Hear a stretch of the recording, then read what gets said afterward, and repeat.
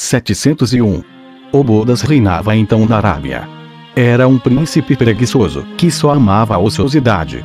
Sileu, que era hábil, bem apessoado e em plena mocidade, governava sob a sua autoridade. Veio ele falar com o rei Herodes sobre alguns negócios e, um dia, quando estava com o rei à mesa, Salomé, que também estava presente, caiu-lhe nas suas boas graças. Sabendo que ela era viúva, propôs-lhe casamento. Como Sileu também lhe agradasse e ela já não estivesse bem afinada com o espírito do rei seu irmão, não rejeitou a proposta. As mulheres do rei logo foram informar dessa nova amizade, acrescentando os seus próprios comentários e críticas. Ele ordenou a Feroras que os observasse, e este disse-lhe que era fácil de se julgar, pelos olhares e pelos sinais que ambos trocavam, que estavam de acordo. Então Herodes não duvidou mais, e Sileu despediu-se. 2 ou 3 meses depois, ele veio pedir Salomé em casamento, declarando que tal união seria muito vantajosa a Herodes, por causa do comércio de seu reino com a Arábia, pois era ele, Sileu, quem a governava de fato no presente, e o reino com certeza, no futuro, lhe pertenceria. Herodes falou com a irmã. Ela deu-lhe voluntariamente o seu consentimento, e ele disse a Sileu que podia satisfazer-lhe o pedido, contanto que abraçasse a religião dos judeus. O árabe respondeu-lhe que não o podia fazer, porque os de sua nação o apedrejariam. E assim, desfez-se o contrato. Feroras acusou Salomé de ter pouco cuidado com a sua reputação, e as mulheres do rei diziam abertamente que ela nada havia recusado àquele estrangeiro. 702.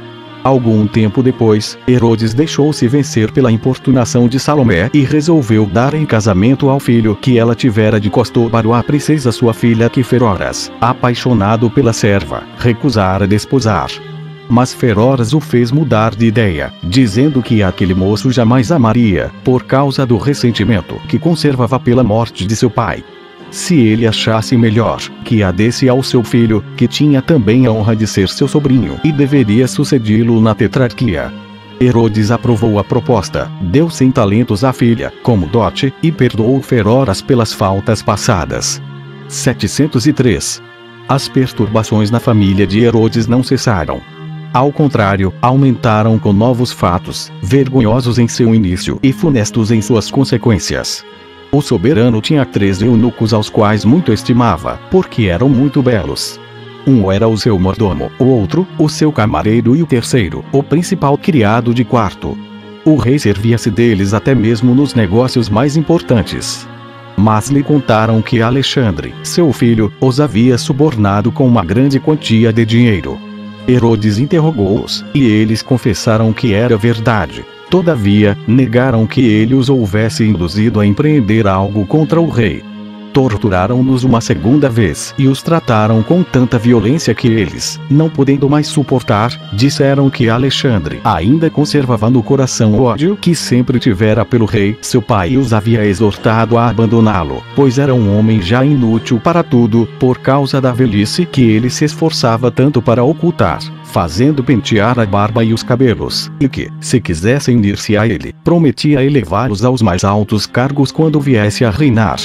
E isso iria acontecer muito em breve, mesmo que o seu pai não o quisesse, pois, além de o reino lhe pertencer por direito de nascimento, estava tudo preparado para que logo o assumisse, e os seus amigos estavam dispostos a fazer qualquer coisa por amor a ele.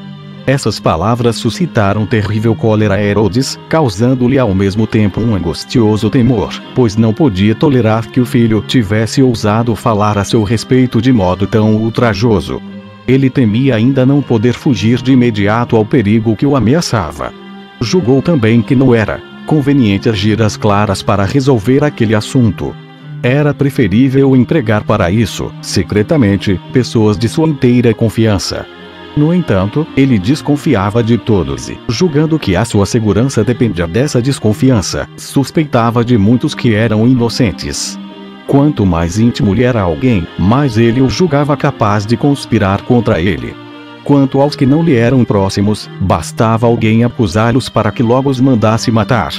As coisas chegaram a tal ponto que os seus criados, convencidos de que só se poderiam salvar arruinando os outros por meio de calúnias, passaram a acusar os companheiros. Mas eram, por sua vez, acusados por outros, e assim recebiam também um justo castigo, sofrendo as mesmas penas que haviam causado aos inocentes e caindo em ciladas semelhantes às que preparavam para os outros.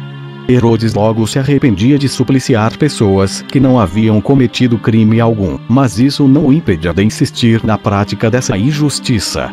Ele se contentava em impor aos delatores os mesmos suplícios sofridos pelos que haviam sido falsamente acusados por eles. Esse deplorável estado de coisas em que se encontrava a corte do soberano chegou a tal ponto que ele proibiu de comparecer à sua presença e de entrar no palácio vários dentre os que ele mais amava ou estimava por merecimento. Andrômaco e Gamelo estavam nesse número. Eram seus amigos de longa data e lhe haviam prestado grandes serviços com os seus conselhos e embaixadas nos mais importantes negócios do reino. Haviam cuidado da educação dos príncipes, e em ninguém tinha ele mais confiança. Mas ele afastou Andrômaco, porque o príncipe Alexandre era muito achegado a Demétrio, filho daquele, e a causa da aversão por Gamelo foi o afeto que ele nutria por esse mesmo príncipe, que fora seu discípulo e o acompanhara na viagem a Roma. Herodes com certeza os trataria mais rudemente se não lhes conhecesse os méritos, que eram notórios. Por isso, contentou-se em afastá-los e em lhes tirar toda a autoridade, a fim de que, não vivendo mais em sua presença, pudesse agir com inteira liberdade. Antipatro era a causa principal de todos esses males, pois, quando viu que o rei se deixava transportar facilmente a tantos temores e suspeitas, retomou com mais crueldade os seus propósitos anteriores, sugerindo-lhe, como se lhe prestasse um grande serviço, que mandasse matar todos os que estavam em condições de lhe resistir. Assim, Herodes, depois do afastamento de Andrômaco e de outros que lhe poderiam falar com liberdade, fez torturar os que eram fiéis a Alexandre, para obrigá-los a confessar qualquer participação em alguma conspiração contra o rei. Eles morriam nos tormentos, afirmando que eram inocentes, mas isso o fazia obstinar-se ainda mais em torturar os suspeitos. Antipatro era tão mau, que dizia que eles eram impedidos de confessar a verdade por causa de sua extrema fidelidade para com Alexandre. Com isso, um grande número de pessoas foi submetido a tormentos, a fim de se extrair delas o que o rei desejava saber. Um deles, sucumbindo ante a violência da dor, afirmou que ouvira Alexandre dizer diversas vezes, quando lhe louvavam a grandeza e a beleza do porte e a habilidade em atirar com o arco e em todas as outras espécies de exercícios, que tais virtudes, recebidas da natureza, eram mais desgraças que favores, porque causavam inveja ao rei seu pai, pois quando o acompanhava, era obrigado a se curvar para não parecer mais alto que ele quando ia à caça, devia atirar mal, de propósito, porque o rei não podia tolerar que o louvassem.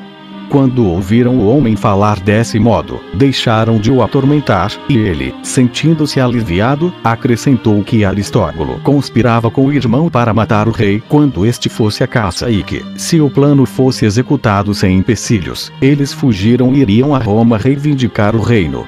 Encontraram também cartas desse príncipe ao irmão, nas quais se queixava de Herodes haver concedido a Antipatro terras que podiam render anualmente 200 talentos. Tudo isso fez Herodes crer que já havia o suficiente para um justo motivo de desconfiança dos filhos. 704. Irritou-se então novamente contra Alexandre e o encerrou na prisão. Mas ele não estava convencido de todas aquelas acusações contra os príncipes, pois, ainda que ousassem atentar contra a sua vida, não havia probabilidade de que lhes tivesse ocorrido a ideia de ir a Roma após cometerem semelhante crime. Parecia-lhe mais verossímil ser aquilo fruto do descontentamento dos moços, pois possuíam uma grande ambição e tinham inveja de Antípatro. Assim, querendo maiores provas, para achá-los culpados e evitar que o acusassem de haver levianamente mandado prender o filho, mandou que se torturassem os principais amigos do príncipe e ordenou a morte de outros, ainda que nada tivessem confessado. A corte estava tão agitada e cheia de terror, que alguém anunciou que Alexandre havia preparado veneno em Asquelon e depois escrevera aos seus amigos em Roma para que comunicassem a Augusto que descobrira um plano contra ele. O rei seu pai deixara o partido dos romanos para unir-se a Mitridates, rei dos partos. Herodes prestou fé a essas acusações, e não faltaram aduladores que, para consolá-lo no seu sofrimento, diziam que era muito justo tudo que ele havia feito. Todavia, por mais indagações que ele fizesse, esse pretenso veneno nunca foi encontrado. Alexandre, embora amargurado por tantos males, não se deixou abater. Manifestou mais coragem do que nunca em sua infelicidade. Não se dignava defender-se. Em vez de se justificar, falava de uma maneira que irritava ainda mais o rei, de um lado cobrindo-o de confusão, pois deixava transparecer que era facilmente enganado pelas calúnias, e de outro pondo em amargura e o colocando em sérias dificuldades, caso prestasse fé ao que o filho dizia. Escreveu-lhe 4 cartas nas quais dizia que era inútil torturar tantas pessoas para saber se conspiravam contra ele, pois isso era coisa certa. Os seus amigos mais fiéis tomavam parte naquela conspiração, até mesmo Feroras. A própria Salomé viera, secretamente, à noite, deitar-se em seu leito. Assim, todos pensavam unicamente em tirá-lo deste mundo para depois viver com tranquilidade. Por meio delas, apontava até mesmo a cumplicidade de Ptolomeu e Sapínio, em quem Herodes depositava toda a confiança. Parecia que todos estavam dominados pela raiva e que aqueles que outrora eram os melhores amigos se haviam tornado inimigos mortais. Não se escutavam as justificativas dos acusados, não se procurava esclarecer a verdade. O suplício precedia o julgamento, e a prisão de uns, a morte de outros e o desespero daqueles que não esperavam melhor tratamento enchiam o palácio de tal temor que não restava sequer um pequeno indício da felicidade passada. O próprio Herodes, em meio a tão grande perturbação, enfadara-se da vida. O temor continuou pela sua vida e o desprazer de não poder confiar em ninguém mantinham-no em cruel e incessante tormento. Assim, como ele noite e dia não pensava em outra coisa, imaginava frequentemente ver o filho vir a ele, de espada em punho para matá-lo, e pouco faltou para que esse terror, que o agitava continuamente, não o fizesse perder o juízo.